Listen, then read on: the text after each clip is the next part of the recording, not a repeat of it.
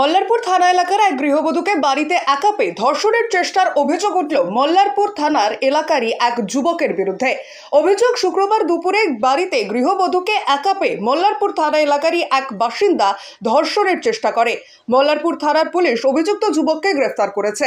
ঘটনার সূত্রপাত গতকাল শুক্রবার দুপুরে। গৃহবধূ বাড়িতে একাই ছিলেন বলে জানিয়েছেন।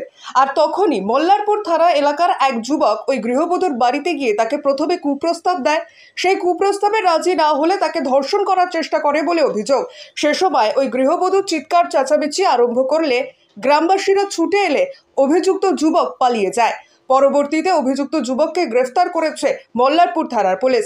তাকে আজ রামপুরহাট মহকুমা আদালতে তোলা হবে বলে জানা যায়। কি হয়েছিল? আমি বাড়িতে একা ছিলাম। সাহেব ভান্ডারী বাড়িতে আসে, নিয়ে আমাকে কুপ্রস্তাব দেয় আর ধর্ষণ করার চেষ্টা করে। আমি পাড়ার লোকজন যখন ডাকি তখন ও পালাবার চেষ্টা করে।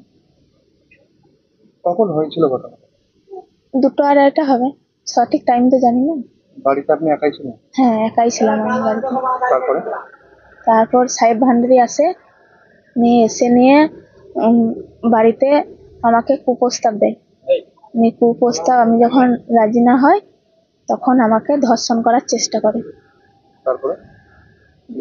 তারপর আমি যখন চেঁচামেচি করি তখন পাড়ার লোকজন আসে, তখন ও পালাবার চেষ্টা করে।